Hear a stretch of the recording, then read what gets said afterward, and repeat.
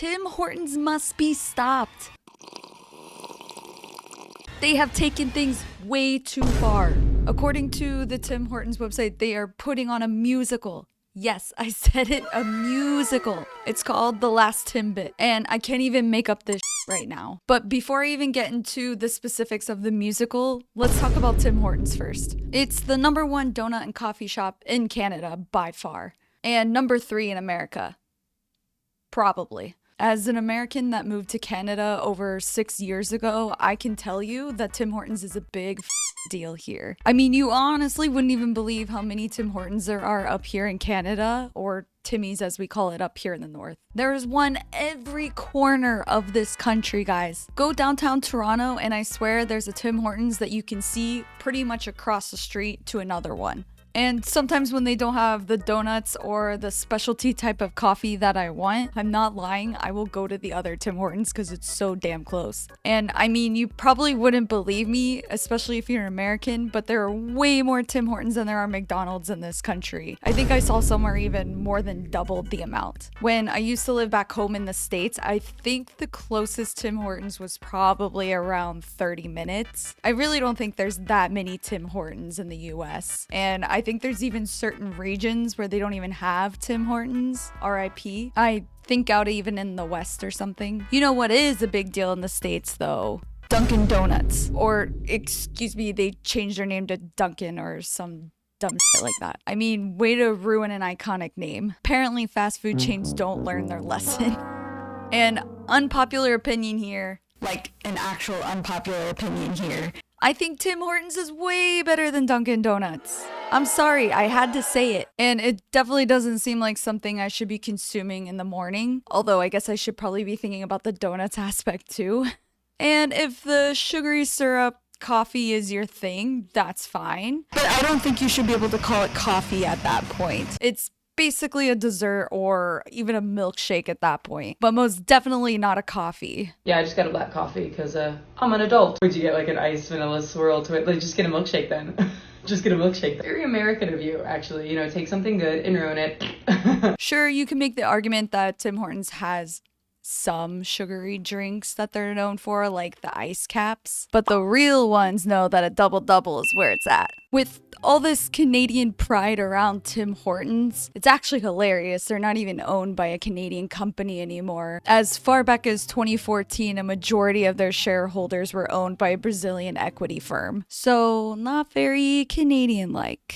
And over time, it actually did affect their reputation in the Canadians' perspective, and eventually fell within surveys as not a very reputable company within Canada as they used to be. My, have the mighty fallen. But over the past few years, Tim Hortons has come out stronger than ever. The Canadian pride has had a major comeback.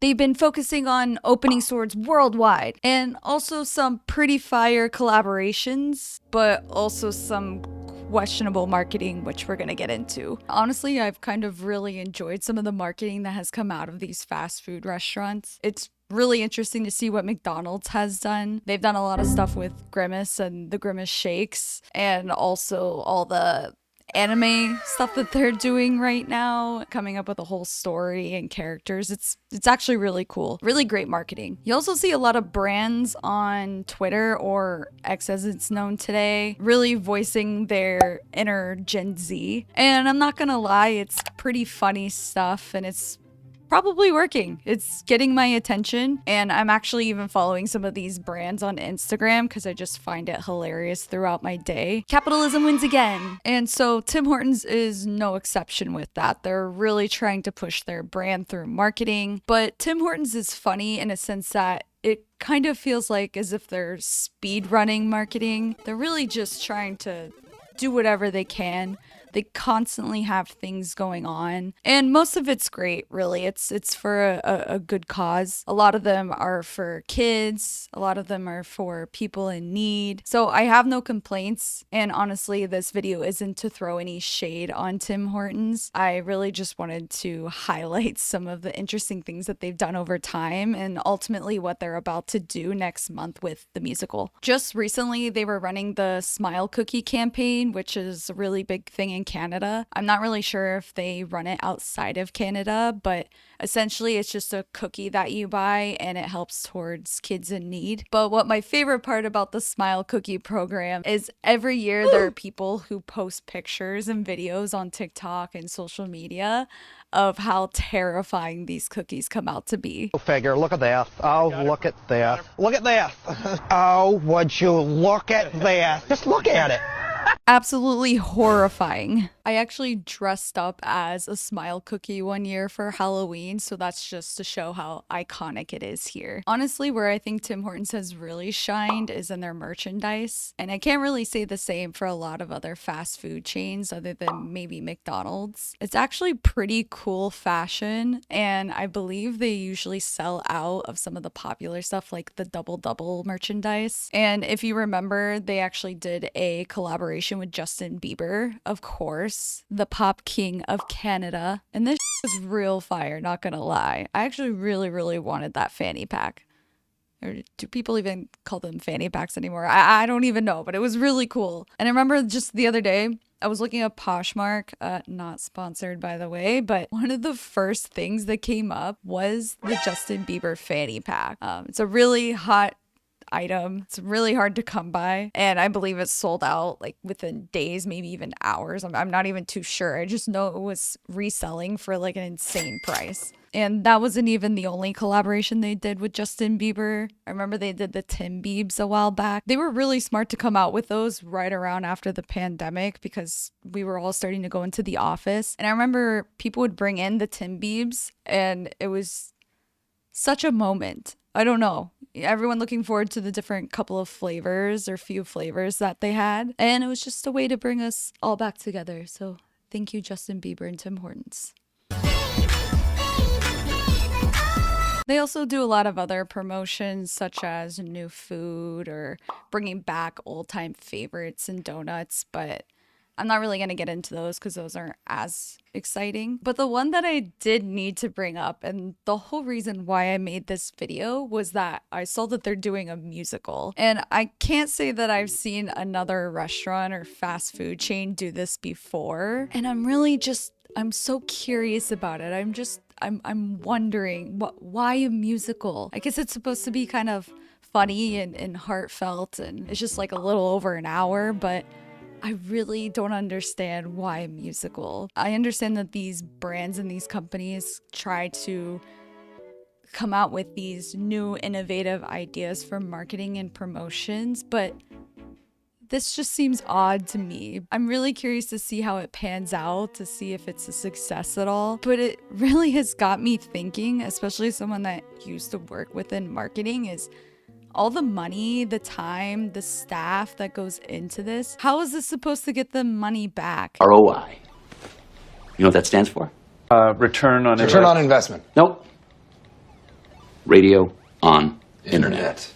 I mean, most people here already have an awareness of Tim Hortons. Even people outside of Canada, mostly, I would think, have heard of Tim Hortons. So what is it doing for them? What really blows my mind is if I go on Ticketmaster here, they actually already have a couple dates already sold out. And you'll notice this is only being sold in Toronto, just one of the many cities within Canada. So it's kind of sad to see that they don't come out with this in other areas, but for now it's just in Toronto, and it's just a few dates. So again, how does this make sense with how much money and time they're putting into it? I just don't understand. The other thing that I really just don't understand is the cost, guys. I was thinking about going myself, just as for fun and just for jokes, but $90, I'm not paying $90. I probably want to take someone with me. $90, that's insane. And I could pay $45, to sit towards the back in the balcony. So if you think that's worth it and you guys want to hear how it is, just let me know in the comments below.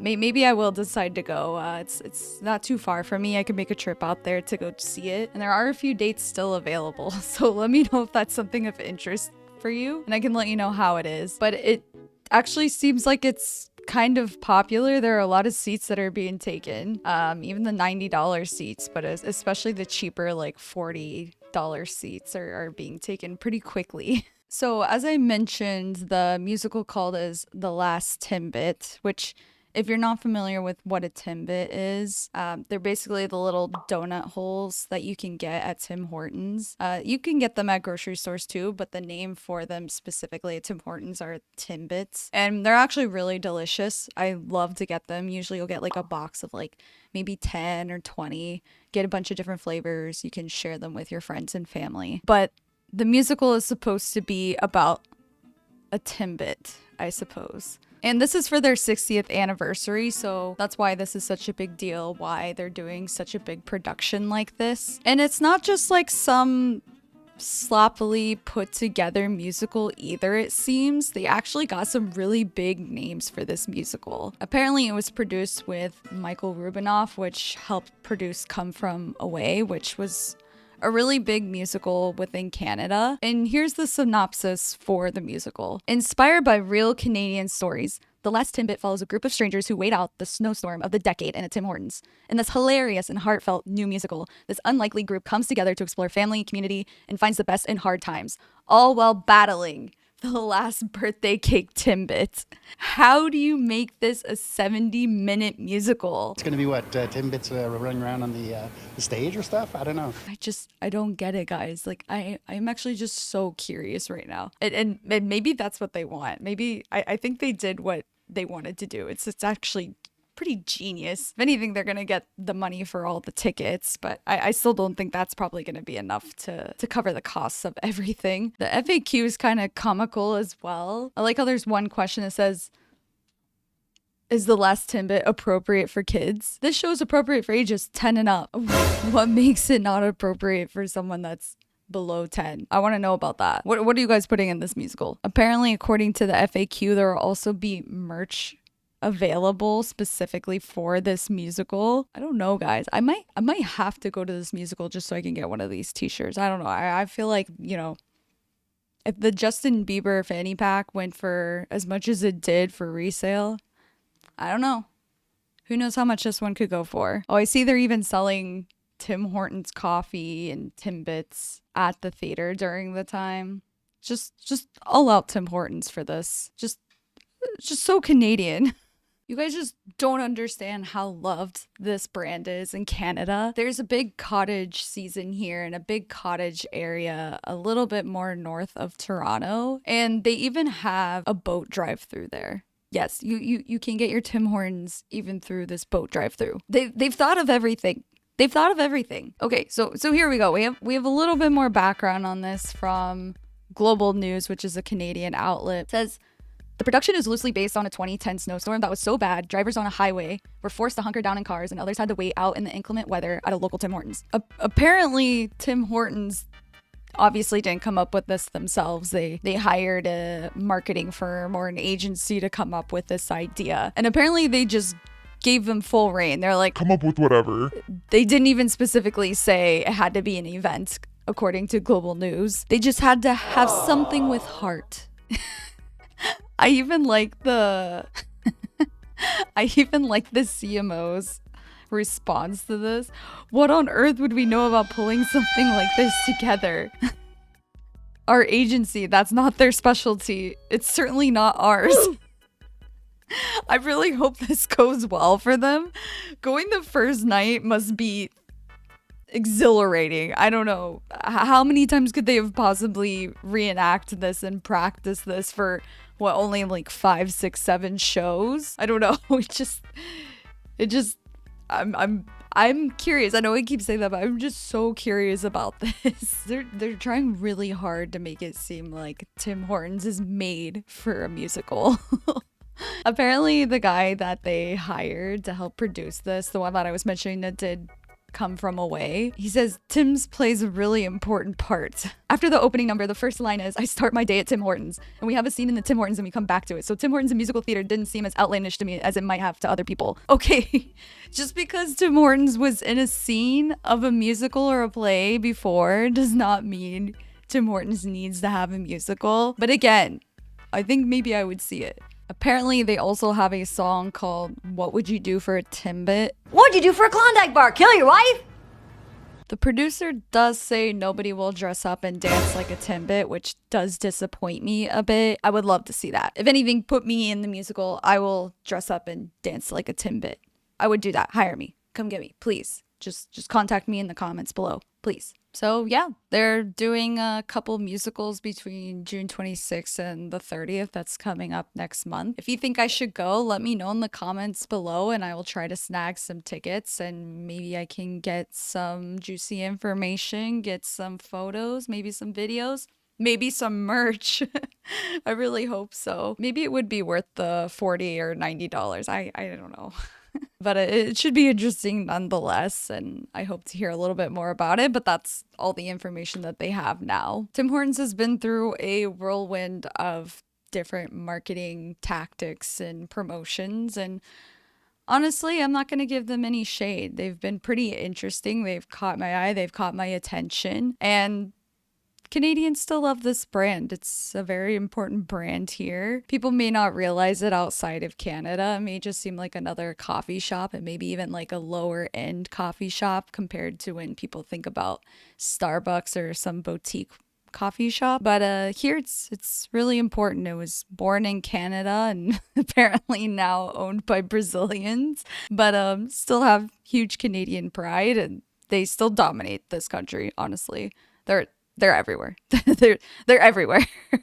Let me know if this is something you would go see yourself or if you'd like me to go see it. As always, please remember to like and subscribe this video and I'll see you in the next one.